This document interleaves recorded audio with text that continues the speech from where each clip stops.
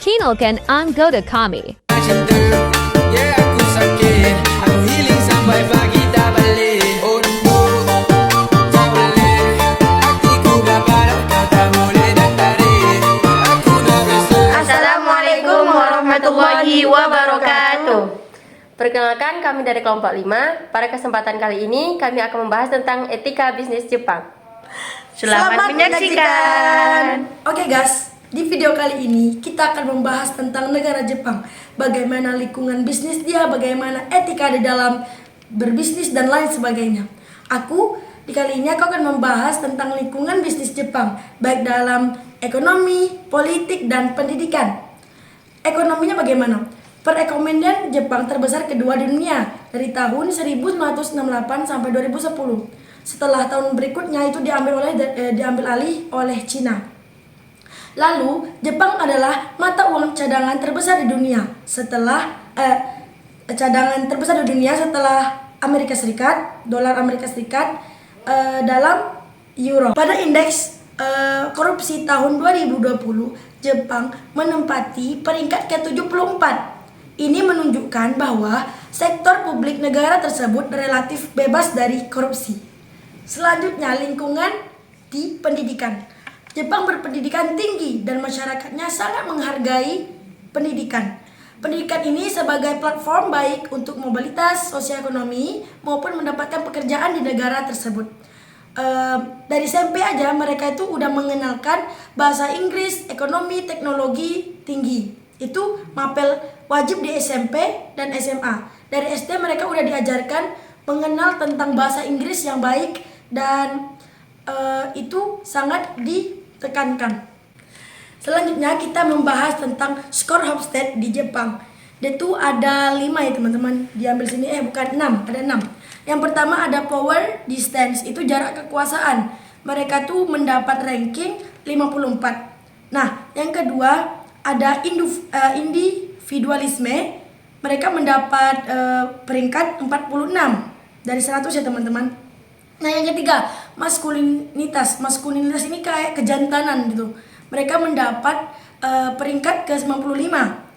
Yang keempat, penghindaran ketidakpastian atau uncertainty of dance, itu mereka mendapat 92 peringkatnya.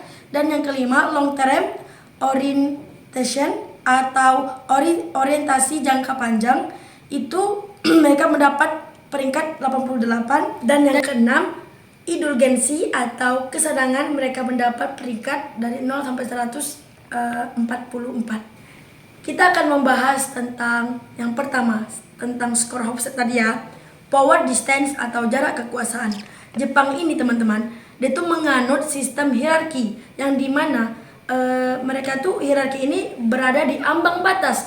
Memang benar bahwa orang Jepang selalu sadar akan posisi hierarkis mereka dalam lingkungan sosial apapun dan bertindak sesuai dengan hierarki itu.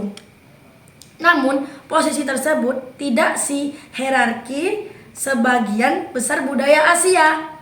Nah, contoh lainnya, jarak kekuasaan yang tidak terlalu tinggi adalah bahwa Jepang merupakan masyarakat yang meritokratis, yang dimana mereka tuh terdapat gagasan yang kuat dalam sistem pendidikan. Jepang bahwa Jepang itu setiap orang dilahirkan setara atau siapapun bisa maju dan menjadi apa yang jika mereka bekerja cukup keras.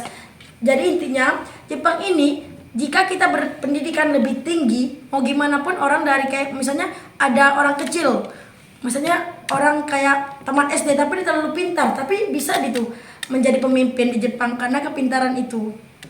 Kedua, masyarakat Jepang ini teman-teman, dia tuh mempunyai sifat individualisme, yang dimana masyarakat Jepang mengutamakan keharmonisan kelompok di atas ekspresi sendiri. Jadi mereka tuh malu gitu kalau misalnya berbicara sendiri. Mereka selalu berkelompok gitu teman-teman.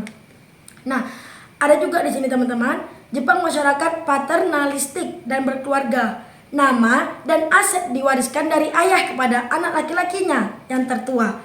Nah, jika mereka kayak ibu dan ayahnya meninggal, maka misalnya ada dalam keluarga tuh ada adik dan ada kakak dan adik-adiknya. Maka yang dapat waris itu cuman abang atau anak pertama. Dan adik-adiknya disuruh keluar dan mencari keluarganya sendiri, teman-teman. Oleh karena itu, orang Jepang ini dianggap kolektivistik menurut standar barat dan berpengalaman sebagai individualisme menurut standar Asia.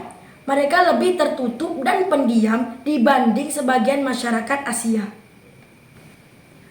Nah, kita masuk ke pembahasan ketiga yang dimana skornya ini ratingnya 95 dari 100, yaitu maskulinitas, yaitu kejantanan. Apa sih itu maskulinitas?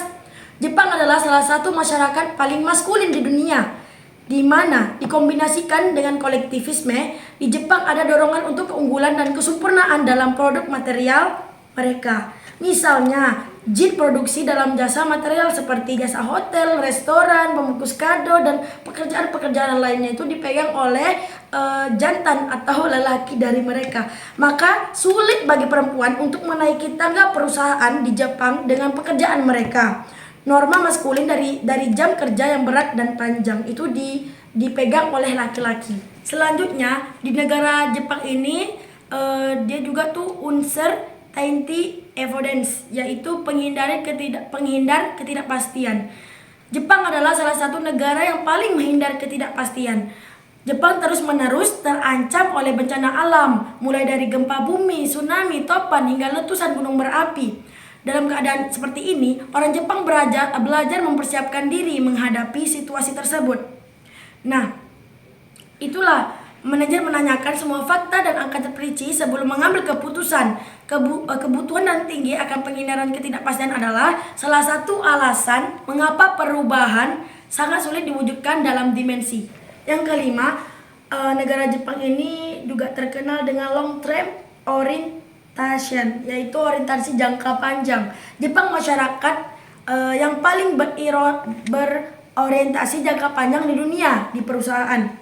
Orientasi jangka panjang dalam tingkat investasi, penelitian, dan pengembangan yang tinggi secara konsisten bahkan di masa-masa sulit. Secara ekonomis, ide di balik ini adalah bahwa perusahaan di sini bukan untuk menghasilkan uang bagi mereka pemegang, namun untuk melayani para pemangku kepentingan dalam masyarakat secara luas selama beberapa generasi yang akan datang. Dan terakhir, masyarakat Jepang ini terkenal dengan indulgensi, yang dimana mereka tuh memiliki budaya menahan diri, teman-teman. Masyarakat tuh cenderung sinis dan pesimisme, juga berbeda dengan masyarakat kita yang biasa memanjakan dirinya yang tidak terkendali. Tapi mereka ini terkendali, tidak menekankan diri, menekankan diri lebih tepatnya kan. Pada waktu senggang dan mengendalikan kepuasan keinginan mereka, mereka tuh mengendalikan diri. Kayak mau beli sesuatu tapi mereka mengendalikan diri karena menurut mereka atau norma mereka itu memanjakan diri adalah tindakan yang salah, teman-teman. Beda sekali ya, teman-teman. Di daerah kita tidak bisa begitu atau di negara kita. Oke, selanjutnya kita membahas budaya organisasi. Budaya organisasi umumnya pada Jepang itu memiliki 4 faktor. Yang pertama adalah konsensus. Apa itu konsensus? Mari kita bahas.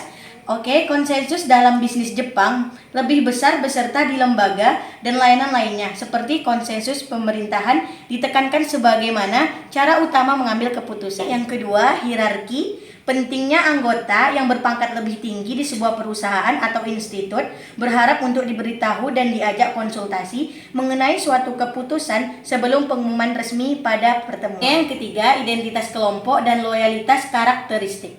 Itu memiliki 3 macam, yaitu yang pertama, individu cenderung menganggap dirinya sebagai perwakilan kelompok atau perusahaan. Yang kedua, karyawan seringkali loyal kepada organisasi dan perusahaan karena sifat pekerja seumur hidup.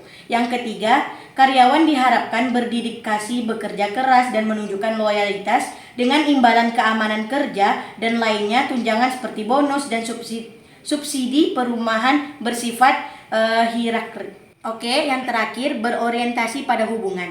Ada 5 cara berorientasi pada hubungan. Yang pertama, Orang-orang pada umumnya mengharapkan dan menginginkan kemitraan jangka panjang. Yang kedua, mitra Anda dari Jepang mungkin akan mengajukan pertanyaan atau meminta rincian yang tampaknya tidak relevan atau tidak berhubungan. Yang ketiga, ada juga yang cenderung melakukan sosialisasi di luar kantor maupun dalam kantor seperti makan-makan dan minum-minum. Yang keempat, hubungan internal sangat penting karena proses pengambilan keputusan membangun konsensus. Yang kelima, pada umumnya menjaga perbedaan antara hubungan bisnis dan hubungan individu dan hubungan pribadi itu sangatlah susah. Nah, apabila menangani bisnis dengan orang Jepang, maka perhatikan beberapa hal berikut. Yang pertama, sangat menghargai ketepatan waktu. Nah, orang Jepang ini biasanya sangat tepat waktu apabila ada acara ataupun janji temu. Mereka biasanya datang sesaat sebelum yang telah ditentukan ataupun pas di saat yang telah ditentukan. Nah, kemudian apabila ada penundaan, maka mereka akan menunda dengan sopan, memberitahu serta meminta maaf. Yang kedua adalah ada bentuk sapaan tertentu.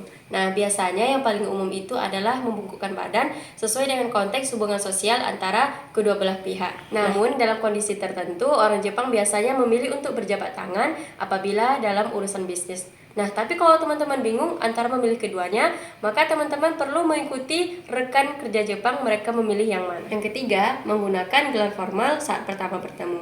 Nah, ketika pertama kali bertemu dengan rekan bisnis, gunakanlah gelar formal yang biasa orang gunakan berdasarkan nama keluarga, gelar, atau sebutan kehormatan. Yang keempat adalah menyapa secara menyeluruh. Nah, apabila dalam pertemuan bisnis, maka kita harus sopan untuk menyapa semua orang yang ada di dalam ruangan tanpa memandang ukuran kelompok. Yang kelima, ada etika dalam memberikan kartu nama. Pastikan kartu nama yang kita berikan itu dalam keadaan baik dan memberikan kartu nama dengan menggunakan dua tangan serta membungkuk. Jangan menggunakan satu tangan seperti bermain kartu. Yang keenam, ada etika dalam menerima kartu nama. Nah, etikanya itu adalah menggunakan dua tangan ketika menerimanya dan sedikit membungkuk, kemudian meletakkan kartu di depan sampai semua orang duduk. Jangan sampai melipat atau memasukkan kartu nama ke dalam saku celana belakang atau bahkan menulisnya kecuali jika diarahkan. Yang ketujuh, biasanya orang Jepang itu basa-basi dulu sebelum menyebutkan urusan bisnis mereka. Yang kedelapan, ada pengkhususan dalam tempat duduk. Nah, biasanya dalam bisnis, tinggi jabatan seorang itu akan membuat dia lebih dekat duduk pada pemimpin, yang mana biasanya tempat duduk pemimpin ini akan jauh dari pintu masuk. Nah, kemudian apabila rekan Jepang Anda tidak menunjukkan tempat duduk, maka Anda bisa memilih untuk duduk dekat pintu masuk untuk menunjukkan kerendahan hati. Poin yang kesembilan adalah memakan atau meminum hidangan yang telah disediakan. Jangan sampai mengabaikan karena ini menunjukkan perasaan tidak hormat. Yang kesepuluh, memastikan handphone dalam keadaan silent ketika pertemuan. Karena menggunakan atau menjawab handphone ketika dalam pertemuan dianggap sebagai tidak sopan.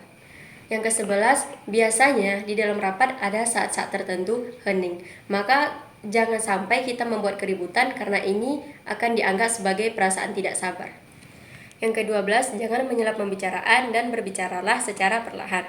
Kemudian berikan jeda agar rekan Jepang Anda itu bisa memberikan tanggapan. Nah, kita juga bisa memberikan tanggapan dengan mengangguk-anggukkan kepala. Poin ke-13, konsensus atau kesepakatan bersama merupakan hal yang paling mendasar dalam bisnis Jepang. Nah, ini artinya negosiasi atau pertemuan akan memakan waktu yang cukup lama, jadi kesabaran sangat dipentingkan dalam negosiasi. Yang ke-14, yaitu hati-hati dalam memberikan respon. Nah, orang Jepang ini biasanya menghindari penolakan langsung atau respon negatif dan terkadang malah memberikan respon ambigu. Nah, respon ambigu ini adalah respon secara tidak langsung. Ini bertujuan untuk menjaga keharmonisan dalam bisnis. Nah, Anda perlu memperhatikan nada dan bahasa tubuh dari rekan Jepang Anda dan hindari untuk memberikan pernyataan secara belak-belakan terhadap yang telah ia katakan. Poin yang terakhir adalah menggunakan alat bantu fisik untuk presentasi. Contohnya seperti menulis di papan tulis, karena orang Jepang lebih menyukai daripada PPT atau presentasi yang formal secara teknis. Baiklah, sekian penjelasan dari kami. Semoga hal-hal positif yang kita dapatkan pada pembahasan kali ini bisa kita terapkan dalam kehidupan kita sehari-hari. Terima kasih telah menonton. Assalamualaikum warahmatullahi wabarakatuh.